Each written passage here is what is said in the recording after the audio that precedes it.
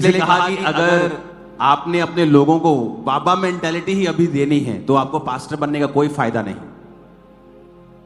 क्योंकि बाबा लोग भी यही कहते हैं, आपको बाबा से मिलना है। अगर आपको क्रिश्चियनिटी में भी यही ट्रेंड फॉलो करना है तो फिर आप क्यों आए हो? क्योंकि क्रिश्चियनिटी में आपको मिलना मुझसे जरूरी नहीं, मुझे सुनना बहुत जरूरी है आपको। अगर आप मुझे सुन सकते हैं तो आप वो सब कुछ ले सकते हैं जो मैं आपको कह रहा हूं। अब मैं तो नहीं जानता हूं ये परिवार यहां बैठा है, पीछे बैठा, लाखों लोगों में कहां बैठे है, लेकिन जब वचन हो रहा है, जब गवाहियां हो रही हैं, जब वर्शिप हो रही है, तो मैं रोने लगता था। मुझे ये नहीं मालूम मैं क्यों रो रहा हूं, लेकिन मुझे रोना आता था। वो क्या था? पवित्र आत्मा आपको छू रहा है, उसको मालूम है कि आप किस नुक्कड़ में बैठे हैं, आप कहां बैठे हैं, आप किस ब्रांच में बैठे हैं।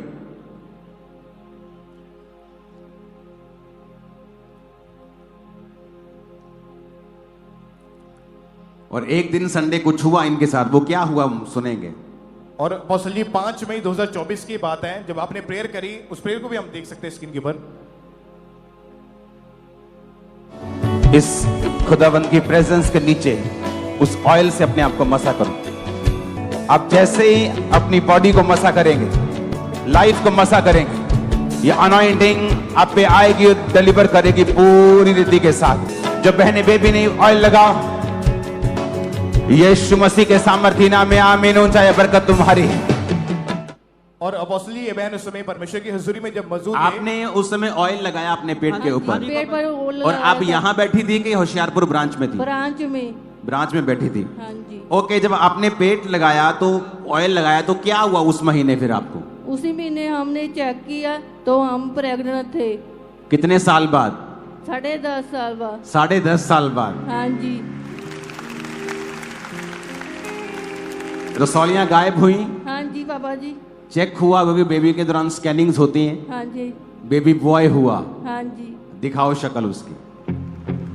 क्योंकि जिंदा खुदा है तू मेरा, जिंदा खुदा है तू मेरा, क्योंकि जिंदा खुदा है तू मेरा, जिंदा खुदा है तू मेरा, क्योंकि जिंदा खुदा है तू मेरा, जिंदा खुदा है तू मेरा। हालेलुया। जब इसलिए तो कहते हैं कि जो ग्रेस परमेश्वर ने आपको दी है, बाइबल कहती है पौलुस के ऊपर ऐसी ग्रेस थी कि रुमाल और अगोछे पौलुस की देह से छुआ कर जाकर बीमारों पर लगाते थे, वो चंगे होते थे। अब किसी के पास अगर ये ग्रेस नहीं है, वो यूज नहीं कर सकता, लेकिन ये नहीं कि ये बिब्लिकल नहीं है। आपके पास वो ग्रेस नहीं है, आपके पास वो लेवल नहीं है। जब परमेश्वर ने लाखों को छूना हो और परमेश्वर को मालूम हो कि मुझे लाखों को छूना है, तो परमेश्वर माध्यम बनाता है। ये साउंड भी आज माध्यम है परमेश्वर की आवाज आप तक जाने का। ऑयल एक माध्यम हो सकता है। परमेश्वर छड़ी को इस्तेमाल कर सकता है, वो गधे की जबड़े की हड्डी को इस्तेमाल कर सकता है। और इसलिए हम लोग खुद ही परमेश्वर को लिमिटेड कर देते हैं कि नहीं, परमेश्वर इस तरह से काम नहीं करेगा इस चर्च में, वो इस तरह से काम नहीं करेगा, वो सिर्फ इस तरह से करेगा। इसलिए हम छोटे लेवल पे रह जाते हैं, हमारा दिमाग भी छोटा रह जाता है। बाइबल कहती है परमेश्वर के दास पौलुस की देह से छुआकर रुमालों को, अगोछों को बीमारों की देह पर लगाते थे तो वो भी चंगे हो जाते थे। हालेलुया। तो ये ग्रेस है, ये बाकियों के ऊपर नहीं थी, लेकिन पौलुस के ऊपर थी। तो बाकी ये नहीं कह सकते कि ये परमेश्वर की ओर से नहीं है। हालेलुया।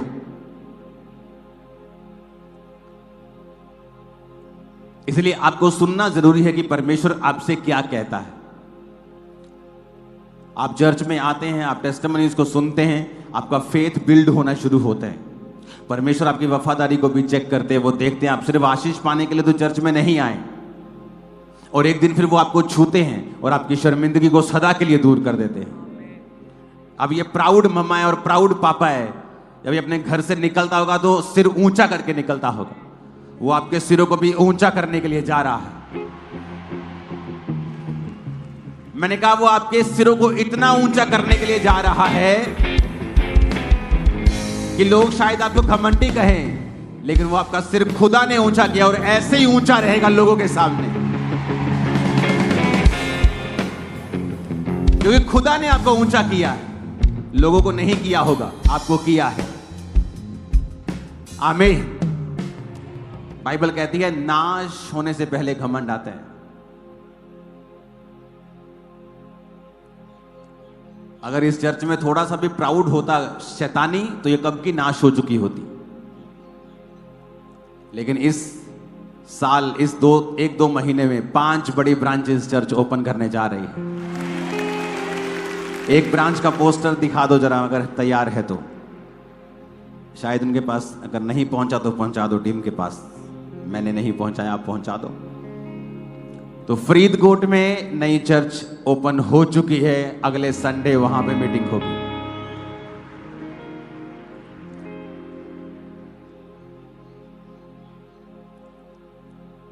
हालेलुया। इस वीरवार कहां आना है? कहते चर्च ना आज ही हो वीरवार। कहां आना है? बटाला में। इसको फुल एड्रेस दिखाना बटाला का। बटाला विलेज सुनैया। शाम को होगी मीटिंग, और इस क्रूसेड के बाद जो अगली मीटिंग होगी थर्सडे की यहां पर, वो भी शाम की होगी। तो अब शाम की मीटिंग ओपन हो चुकी है।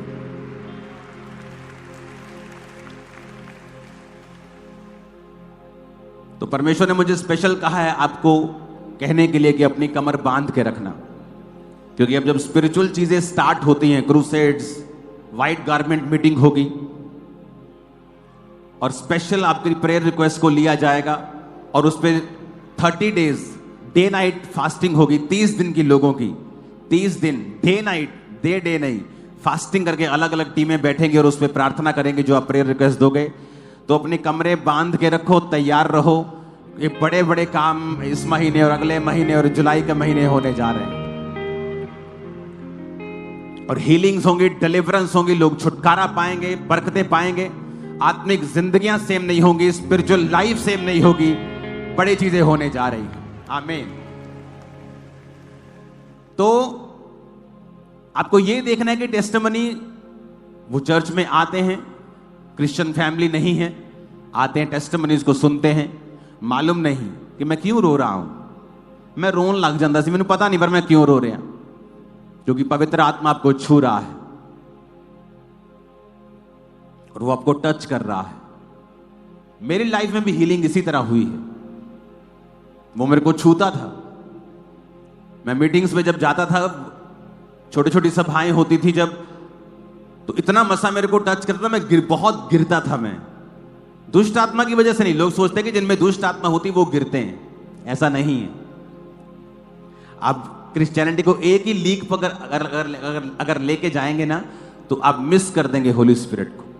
बहुत सी चर्चेस होली स्पिरिट को मिस कर देती हैं, अपने आप को लिमिटेड कर देती हैं, पवित्र आत्मा को बक्से में बंद कर देती कि तू ऐसे ही काम करेगा यहां, जबकि पवित्र आत्मा बहुत रीति के साथ काम करता है। इसलिए तो नमान कोड़ी समझ नहीं पाया था। कहता ले मैं तो सुनिया सी हाथ रख के प्रार्थना कर दे, मैं आया थे, ये बाहर तक नहीं निकलिया परमेश्वर का नबी, और परमेश्वर के नबी ने अंदर से कह दिया जा और यरदन नदी में 7 डुबकियां मार तो तेरा कोढ़ ठीक हो जाएगा। तो कहता कि मेरे देश की नदियां तेरे यरदन नदी से कहीं अधिक साफ और सुंदर और बड़ी अच्छे पानी वाली हैं, पीने वाले पानी। तेरी तो नदी तो कीचड़ वाली है। तो वापिस जा रहा है गुस्से से, और उसका नौकर कहता है कि क्या मुश्किल बात बोल दी उसने, यही तो कहा डुबकियां मार। कितनी मुश्किल है, तू इतना सोना चांदी लेके आया है, तू क्या क्या तूने नहीं किया, क्या क्या इंतजाम नहीं किए, क्या क्या उपाय नहीं किए, तो ये डुबकी मारनी है, सामने नदी बह रही, मार डुबकी। और लिखा जब 7वीं डुबकी मारी तो कोढ़ ठीक हो चुका था। तो कई बार हम अपने तरीके से पवित्र आत्मा को चलाने की कोशिश करते हैं कि मुझे ये नहीं करना, मुझे ये नहीं करना, मुझे तेल नहीं लगाना, मुझे ये नहीं करना। पवित्र आत्मा जानता है किस रीति से काम करना है। उसे सिखाओ मत, उससे सीखो। जब आप उससे सीखेंगे आप और बढ़ेंगे, नहीं तो आप अपने आप को लिमिटेड कर लेंगे। अगर आपकी कैपेसिटी 10 लीटर की है तो परमेश्वर आपको 15 लीटर नहीं देगा। वो आपको भी नाश नहीं करेगा और अपनी बरकत को भी नाश नहीं करेगा। इसलिए प्रभु ने कहा था कि अगर दाख का रस नई मश्क में भरा जाएगा तो दाख का रस भी बचा रहेगा और मश्क भी बची रहेगी। अगर दाख का नया रस पुरानी मश्क में डालोगे तो जब नया रस पुरानी मश्क में डाला जाता था तो पुरानी मश्क जो होती थी चमड़े की होती थी, तो वो कड़क हो जाती, पुरानी कड़क हो जाती थी। तो जब नया रस डाला जाता था तो वो किण्वित होता था अंदर, और जब उसमें रिएक्शन केमिकल होते थे तो वो फट जाती थी, गैस पैदा होती थी तो फटती थी। जो नया मश्क होती थी चमड़े की वो स्ट्रेचेबल थोड़ी होती थी। तो जब उसमें दाख रस डाला जाता था, जब दाख में अंदर गैसेस बनती थी तो वो स्ट्रेच होता थी और दाख का मश्क फटता नहीं थी, और जो दाख का रस था वो खराब नहीं होता था। तो जब आपके अंदर कैपेसिटी पैदा हो जाएगी पवित्र आत्मा की बात को सुनने की, तो फिर वो आपको उस हिसाब से लोग देगा। अगर आपकी कैपेसिटी 500 लोगों की है तो परमेश्वर आपको 600 नहीं देगा, वो आपको नाश नहीं करना चाहता। अगर आपकी कैपेसिटी 2 लाख की है वो आपको इतने ही देगा, अगर 4 की है तो उतने ही देगा। अगर आपकी कैपेसिटी 1500 लोगों की वो आपको 1500 देगा। वो आपकी कैपेसिटी के हिसाब से आपको बरकत देता है। मसा भी उसी तरह से, आप कितना परमेश्वर के सामने समर्पण कर सकते हैं, आपकी लाइफ कैसी है, आपकी प्रेयर लाइफ कैसी है, आपका बोना कैसा है, हर चीज आप पर भी निर्भर करती है, सिर्फ परमेश्वर के ऊपर निर्भर नहीं करती। मैंने आपको टेस्टिमनी दी थी कि एक ऐसा पास्टर जिसकी चर्च में आज भी 500 लोग हैं और उसने 27 एरोप्लेन लोगों को दान किए हैं, और चर्च में अभी भी 500 लोग हैं।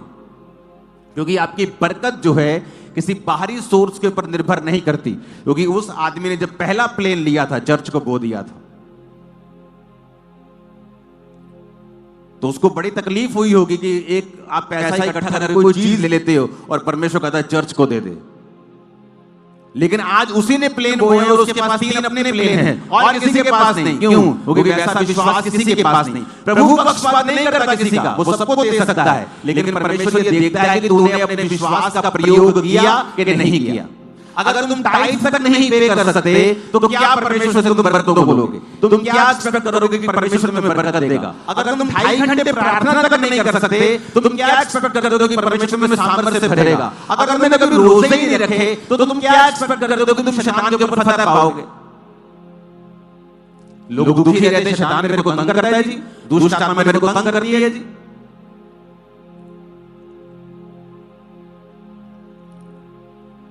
आज ये बेबी के साथ खड़े हैं, तारीफ कर दो जितनी हाथ में ताकत है खुदा पर। दिखा दो बेबी एक बार, इनको बाय बाय कर दो। हालेलुया, तारीफ करो जितनी ताकत है। जिंदा खुदा है तू मेरा, जिंदा खुदा है तू मेरा, जिंदा खुदा है तू मेरा। आमीन आमीन, तारीफ करो जोर से। अब बहुत से लोग कंप्लेंट करते हैं कि मेरे जीवन पे मेरा काबू नहीं है, मैं जिस तरह से चर्च चलाना चाहता हूं उस तरह से नहीं चलती, मैं जिस तरह से काम करना चाहता हूं उस तरह से नहीं होता, मैं जिस तरह से अपने जीवन में चलना चाहती हूं उस तरह से नहीं हो पाता, मेरा हस्बैंड मेरी बात को नहीं सुनता, मेरे बच्चे मेरे अधीन नहीं है। तो रोजे रखो। आप बोलोगे रोजे रखने से हो जाएगा? हां हो जाएगा, मैं आपको बताता हूं। रोजे रखने से, फास्टिंग करने से, उपवास करने से आपकी जो स्पिरिट है उसका जो कनेक्शन है परमेश्वर की आत्मा के साथ वो बारीकी से सेट हो जाता है। आपको ज्यादा पवित्र आत्मा की बातें क्लियरली सुनाई देने शुरू हो जाती हैं, और ये आपके लेवल के हिसाब से होगा। अगर आप नर्सरी में हैं तो आपका टीचर आपको नर्सरी के हिसाब से गाइड करेगा। अगर आप पीएचडी कर रहे हैं तो वो उस हिसाब से आपको पढ़ाएगा। तो कनेक्शन होना टीचर के साथ जरूरी है, और रोजा उपवास करना आपके कनेक्शन को परमेश्वर के साथ बना देता है। दूसरा, आपके जीवन का सबसे बड़ा विरोधी आपका अपना शरीर है, शैतान नहीं। सबसे बड़ी प्रॉब्लम आपका अपना शरीर है, अभिलाषाएं,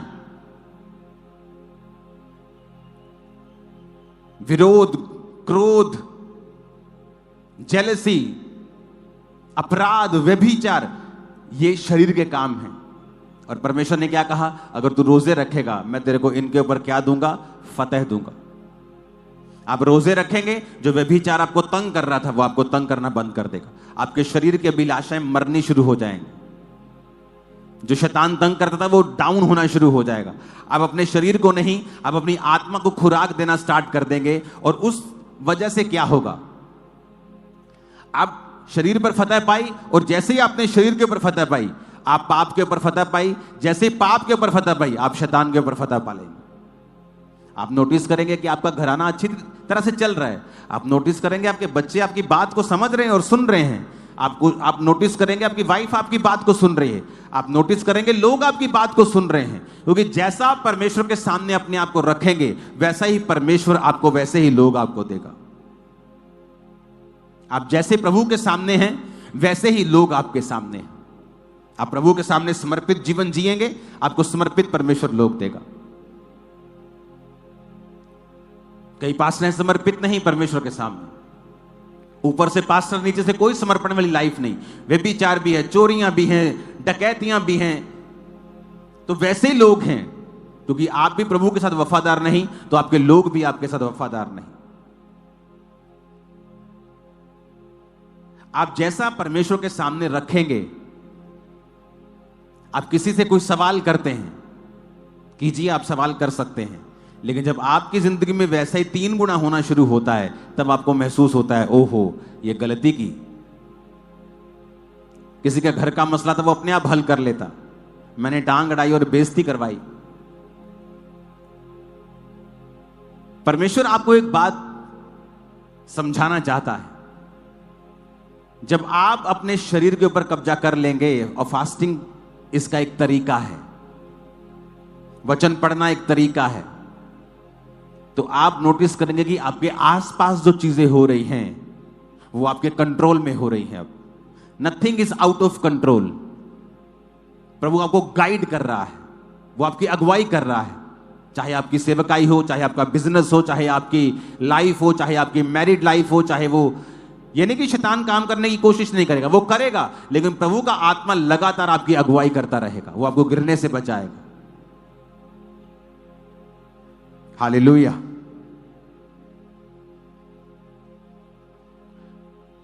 लूका 19 उसकी 1 से 10 आयत को हम पढ़ेंगे। वह यरीहो में प्रवेश करके जा रहा था, और वहां जक्कई नामक एक मनुष्य था जो चुंगी लेने वालों का सरदार था और धनी था। जब यीशु को वो देखना चाहता था कि वह कौन सा है, परंतु भीड़ के कारण देख ना सकता था, क्योंकि वो नाटा था। तब उसने उसको देखने के लिए आगे दौड़कर एक गूलर के पेड़ पर चढ़ गया, क्योंकि यीशु उसी मार्ग से जाने वाले थे। यीशु उस जगह पहुंचे तो ऊपर दृष्टि करके उससे कहा, हे जक्कई, झट उतरा, आज मुझे तेरे घर में रहना अवश्य है।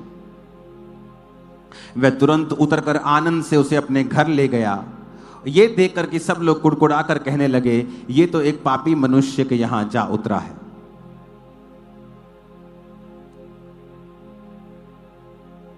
जक्कई एक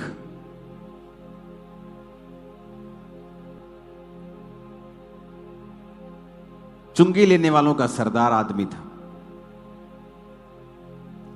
एक ऐसी पोस्ट जिससे यहूदी लोग नफरत करते थे। यह एक ऐसी पोस्ट थी कि अगर एक व्यक्ति को 5% 10% इनकम टैक्स देना है, तो ये ऐसी पोस्ट थी जहां पर वो नाजायज तरीके से भी लोगों पर डबल टैक्स इंपोर्ट कर देते थे कि नहीं तू 5 नहीं तू 10% देगा, तूने ये वाला रूल तोड़ा है। इसीलिए जब उसने तौबा की थी, उसने कहा था, परमेश्वर अगर मैंने जानबूझ के किसी का गलती से ले लिया है तो मैं उसको वापस कर देता हूं।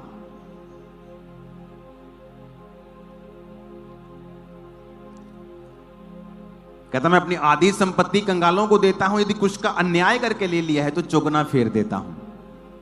यानी वो अन्याय करके टैक्स लेता था। किसी बंदे से जेलसी है, ओए तू 10% देगा, क्या हुआ, तूने ये रूल तोड़ा है। कौन सा रूल? देख देख तूने ये कागजों में रूल तोड़ा है। तो वो तो आराम से साबित हो जाते हैं कि तूने कागजों में तू डबल टैक्स देगा। वो अब्यूज करता था अपनी पोजीशन को, और यहूदी लोग उससे नफरत करते थे कि यह आदमी गलत है, क्योंकि उसने अन्याय करके टैक्स लिया था। ऐसा नहीं था कि अगर अच्छी पोजीशन पे है तो अन्याय नहीं करता था, अन्याय करके वो टैक्स लेता था, बाकी सरकार को दिया, आधा खुद रखा। एक ऐसा आदमी जिससे लोग नफरत करते थे, लेकिन जीसस को जब उसने देखना चाहा तो जीसस ने नाम लेके कहा, हे जक्कई नीचे आजा, आज मुझे तेरे घर में जाना बहुत जरूरी है। जीसस ने रेपुटेशन की परवाह नहीं की, लोगों की परवाह नहीं की कि ये लोग मुझे क्या कहेंगे, कि प्रभु तू एक ऐसे आदमी को अपने के घर में जा रहा है जिसने हमसे एक्स्ट्रा टैक्स लिया है, जो हमारी कौम का दुश्मन है, जिसने हमारी कौम का नुकसान किया। अगर आप जीसस की लाइफ को देखेंगे, जीसस कभी प्रेशर में नहीं आए।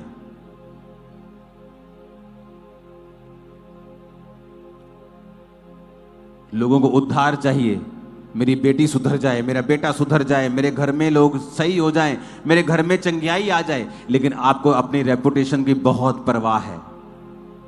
ओ इस समय इंटरनेट पे क्या चल रहा है, ओ इस समय अखबारों में आ रहा है चर्चिस के बारे में, अभी चर्च रहने देते हैं जाने के लिए। आपको अपनी रेपुटेशन की परवाह है, इसलिए आपके घरों में उद्धार नहीं आता, आपके जीवनों में उद्धार नहीं आता।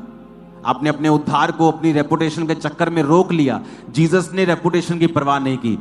जब उसने देखा कि जक्कई नाटा था और उस पेड़ पे चढ़ गया, और उधर जक्कई ने भी परवाह नहीं की। एक चुंगी लेने वालों का सरदार, एक इनकम टैक्स का ऑफिसर पेड़ पे चढ़ गया, अपनी इज्जत की परवाह नहीं की।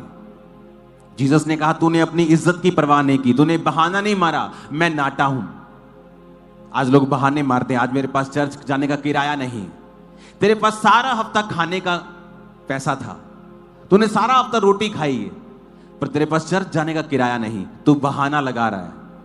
वो भी बहाना लगा सकता था कि यार मेरी पोजीशन बहुत वड्डी है, मेरी कितने नौकरी ना चल जाए, यार मेरे घर ही ले आओ प्रभु यीशु नु, जदों इधरों लंघेगा मैनू मिला दो 2 मिनट। नाटा होने के बावजूद भी, जो कि उसकी एक नेचुरल कमी लगा लो उसकी, कि उस समय उसकी ये कमी थी कि वो ऊंचा नहीं था कि मैं देख सकूं कि है कौन है यीशु मसीह, मैं उसको दर्शन करना चाहता हूं। जब आप यीशु मसीह के दर्शन करना चाहते होंगे ना, कैसे, कि मुझे प्रभु के पीछे चलना है, मुझे परमेश्वर के वचन के दर्शन करने हैं, मुझे परमेश्वर का दर्शन करना है, मुझे चाहना है कि परमेश्वर की मर्जी को मैं पूरा करूं, परमेश्वर मेरे जीवन से क्या चाहता है, मुझे वो चाहिए।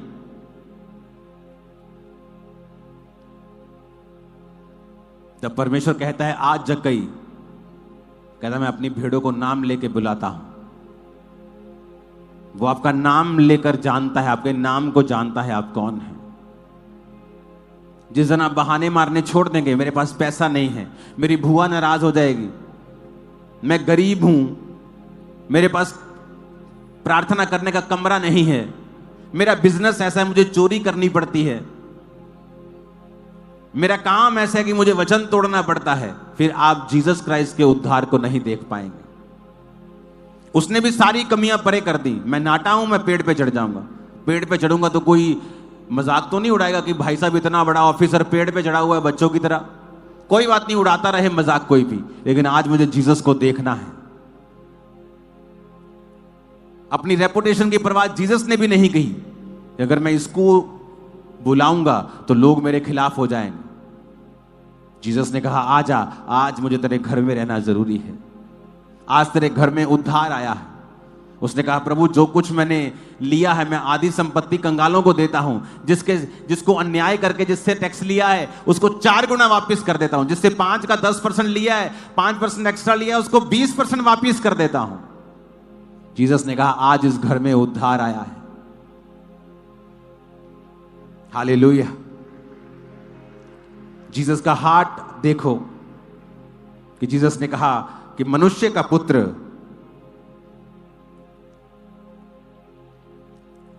खोए हुओं को ढूंढने और उनका उद्धार करने के लिए आया है। अगर आपको प्रभु से उद्धार चाहिए तो किसी चीज की परवाह ना करें। जीसस ने परवाह नहीं की। लोग बोलने लगते थे कि ये पापी के यहां जा उतरा। जीसस ने कहा मैं खोए हुओं का उद्धार करने के लिए आया। वो पापी नहीं जो जानबूझ के पाप करते रहते हैं, वो जो सचमुच फंसा हुआ है, इतनी हाई पोजीशन पे होने के बावजूद भी, इतना पैसा होने के बावजूद भी, इतना धनी होने के बावजूद भी कुछ तो मिसिंग था जक्कई की लाइफ में। इसको डिस्ट्रैक्ट मत करो मेरे को, ओके? ऐसे रहने देना एक फ्रेम में। आज लोगों की लाइफ में वैक्यूम है, पैसा है लेकिन फिर भी दिल खाली है, फिर भी बेचैनी है। शराब पी के दूर करने का यत्न करते हैं, नहीं होती। वो मेरे पास अगर 10 मिलियन फॉलोअर हो, 10 मिलियन फॉलोअर क्या 15 भी हो जाते हैं, फिर भी वो पीस उनके हार्ट में नहीं आता। मैं अगर एमएलए बन जाऊं, वो एमएलए बन के भी पीस अब नहीं है, अब क्या? मैं अमीर हो जाऊं, अब अमीर भी हो गए, अब भी वो नहीं है। तो कुछ मिसिंग था जक्कई की लाइफ में जो वो ढूंढने की कोशिश कर रहा था। उसने टेस्टिमनीज को सुना था, वो जानता था कि जीसस कौन है, मैं इसे देखना चाहता हूं जिसके बारे में मैं इतनी गवाहियों को सुनता हूं। और वचन में लिखा है कि जब यीशु मसीह ने उसको देखा, कहा जक्कई आज नीचे उतरा, आज मुझे तेरे घर में रहना जरूरी है, क्योंकि तूने अपनी इज्जत की परवाह नहीं की तो मैं भी अपनी रेपुटेशन की परवाह नहीं करूंगा।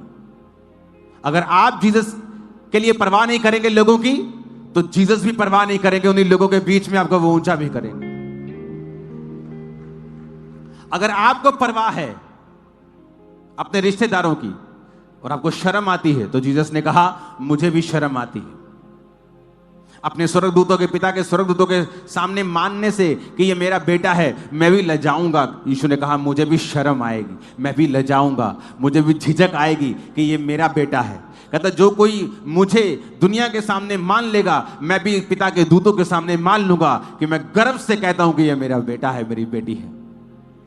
जक्कई ने अगर परवाह नहीं की अपनी पोजीशन की, अपने रुतबे की, अपने पैसे की, और पेड़ पे चढ़ के उसने जीसस को देखा। जीसस से कभी मिला नहीं था, जीसस को कभी जानता नहीं था कौन है वो, लेकिन जीसस ने जब देखा तो ये नहीं कहा हे मनुष्य तू कौन है जो पेड़ पे चढ़ के मुझे देख रहा है। जीसस ने कहा हे जक्कई नीचे आजा, आज मैं तेरे घर में जाऊंगा, तेरे घर में उद्धार आया आज। आप जब जीसस क्राइस्ट के पीछे चलते हैं बिना परवाह किए कि लोग क्या कहेंगे, या आपकी कमियां कमजोरियां कि मेरे पास पैसा नहीं, मेरे पास ये नहीं, मेरे पास वो नहीं, आप उनको त्याग कर आप परमेश्वर के पीछे जाएंगे। मैं ऐसे लोगों को जानता हूं जिनके पास चर्च आने का किराया नहीं होता था, किराया मांग कर चर्च आते थे, उसके बाद पूरा हफ्ता जब कमाई होती थी तो वो किराया वापस करते थे। मेरी वाइफ की फैमिली भी जब चर्च में आना शुरू किया तो किराया मांग कर आते थे भाई से कि ये किराने वाले किराया देना, इस हफ्ते कमा कर तुझे दे देंगे, चर्च मिस नहीं करना है। आपकी शुरुआत ऐसे होती है मसीह में, और फिर आप कहां पहुंच जाते हैं ये तो परमेश्वर ही जानते हैं, और वो कहां आपको लेके जा सकता है परमेश्वर ही जानता है। परमेश्वर के वचनों को सुनने के लिए हमारे चैनल को सब्सक्राइब कीजिए और हमारी लेटेस्ट वीडियो सबसे पहले देखने के लिए बेल आइकन को प्रेस कीजिए।